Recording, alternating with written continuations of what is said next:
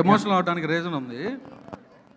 అదే ఇప్పటికీ ఏదో ఫేక్ వాళ్ళని పెట్టారు, అది చేస్తున్నారు, ఇది చేస్తున్నారు, ఆర్టికల్స్ వేస్తున్నారు. అట్లా నన్ను బతకనివరా? ఈ సినిమా హిట్ కాదో జనం చెప్పేశారు. నేను ఎవరిని టార్గెట్ చేయలా. నేను జనాన్ని బతులు ఆడుకున్నాను ఆ సినిమా నచ్చితే చూడమని. వాళ్ళు వేసిన దాకా నేను వెల్కమ్ చేశా. ఇవాళ మంగళవారంకి వచ్చాం. ఏ సినిమాకి షోలు ఎంత ఉన్నాయో నేను లైవ్లో పెడితే నేను చూపిస్తా. దానికి ఫేక్ కలెక్షన్ వేస్తుంది వాళ్ళు, నేను కాదు. అంటే ఎవరు టార్గెట్ చేశారు సార్ మిమ్మల్ని? ఎవరు టార్గెట్ చేశారో వాళ్ళకి తెలుస్తుందండి. అందుకనే మాట్లాడాను. నేనేమి మొహం మీద ముసుకేసుకుని కూర్చోలే. మగోళ్ళలాగా మొహం ఓపెన్ చేసి కూర్చున్న ప్రొడ్యూసర్ని. ఎక్కడో అమెరికాలో కూర్చొని ఇక్కడ దొంగరాతలు రాయట్లా. నేను ఎవరికి భయపడను. ఒకటి జరిగినప్పుడు దాన్ని ఒప్పుకోవాలి. వాడు ఫెయిల్ అయ్యాడని చెప్పి నా సినిమాని నొక్కాలని చూస్తాడు వాడు. ఎవరు సార్? ఓపెనింగ్ చెప్పొచ్చండి సార్. ఏమండి ఎవరు అతను ఏంటి అని కొద్దిగా చెప్పొచ్చు. అది ఎవరో నాకు తెలీదు. నేను అన్నోడికి తెలుస్తుంది, రాసినోడికి తెలుస్తుంది. అది సార్ కిరణ్ గారు. Sir hi sir. రివ్యూస్ మొన్న కూడా మీరు మాట్లాడడం జరిగింది, కానీ వాటిని మించి మంచిగా ఇప్పుడు సక్సెస్ఫుల్గా దూసుకుపోతుంది. అంటే ఈ రివ్యూస్ అనేది ఎంతవరకు ప్రభావం చూపిస్తుంది అనుకుంటున్నారు సార్ మీరు? అదే సార్ ఇందాక చెప్పినట్టే సార్, కొంచెం ఈక్వల్గా అంటే సినిమా బట్టి ఈ సినిమా ఏ జోనర్ అని ఇచ్చి అందరం కొంచెం పాజిటివ్గా ఉంటే బాగుంటుంది అనే feeling sir.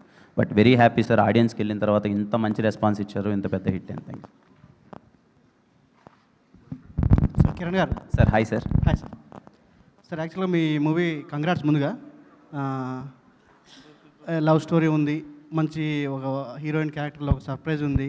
At the same time ఒక ఫాదర్ సెంటిమెంట్ అనేది ఈ సినిమాకి క్లైమాక్స్ నుంచి థియేటర్ నుంచి బయటకు వెళ్ళే ప్రేక్షకులకి ఒక ఫీల్ గుడ్ ఒక ఫీలింగ్ని కలిగించింది. సో ఆ పాయింట్ మొదటి నుంచి ఉందా, లేదంటే మీరు సెంటిమెంట్ సాయి కుమార్ గారు ఆ సెంటిమెంట్తో ఏమన్నా మీరు దాన్ని ఇచ్చేసారా ఎట్లా? లేదు సార్, నాని నాకు ఫస్ట్ కథ చెప్పినప్పుడు వెరీ హుక్ పాయింట్ అదే సార్. సెకండ్ హాఫ్లో వచ్చే father emotion very hook point. మేము కానీ ఎంటర్టైన్మెంట్ సినిమాని ప్రజెంట్ చేస్తూ చాలా సందర్భాల్లో చెప్పాం సార్, ఇది అందరూ ఫ్యామిలీ కూర్చొని ఎంజాయ్ చేసే సినిమాని. వెరీ అండి ఏదైతే ప్రాబ్లం ఉందో దాని ప్రకారం చేసాం. అండ్ నేను రియల్ లైఫ్లో ఒక అమ్మాయిని చూసి ఈ స్టోరీ ఈ క్యారెక్టర్ చుట్టూ రాస్తే బాగుంటుందని ఒక అమ్మాయి ఇన్స్పిరేషన్. ఇప్పుడు జంజీ అంతా కూడా జనరేషను చాట్ జీటీపీ ఎక్కువ వాడుతున్నారు. సో ఆ చాట్ జీటీపీ సీన్కి హయ్యెస్ట్ రెస్పాన్స్ వచ్చింది. దాని రియాక్షన్ గురించి చెప్పు.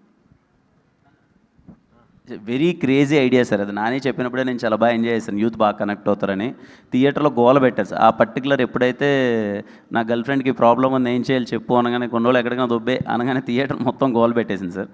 చాలా బాగా కనెక్ట్ అయ్యారు సార్. Very happy. నాని గారు sir, so first of all congratulations. Thank you అన్న. Thank you. అంటే సినిమా రిలీజ్ అయిన తర్వాత మూవీస్లో కొన్ని క్లిప్స్ బాగా వైరల్ అవుతూ ఉంటాయి. సో కిరణ్ గారి ఇంట్రడక్షన్ షాట్ ఏమైతే ఉందో ఆ car back side dad's gift Abbavaram అని చెప్పేసి ఆ థాట్ ఫస్ట్ టైం మీరు రాసుకున్నప్పుడే ఇంట్రడక్షన్ ఇలా ఉండాలి అని రాసుకున్నారా, లేకపోతే కిరణ్ గారితో మీరు డిస్కషన్ జరిగేటప్పుడు ఐడియా వచ్చిందా?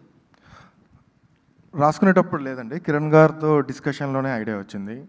అండ్ జనాల్ని ఎక్కువ ఓన్ చేసుకునే ఒక క్యారెక్టర్స్ చాలా రేర్గా వస్తుంటాయి. అలా చేద్దాం అనేదే టార్గెట్ ఈ క్యారెక్టర్. ఇంకా ఓన్ చేసుకోవాలంటే ఎక్కడో చిన్న అబ్బవరం అనే పదం చాలా ఫేమస్. అంటే కిరణ్ అబ్బవరం అనే ఒక సౌండింగ్ చాలా ఇదిగా ఉంటుంది. దాని నుంచి ఏం చేయొచ్చు అనే డిస్కషన్ నుంచి అది వచ్చింది. అలానే ఇంట్రడ్యూస్ చేశాను.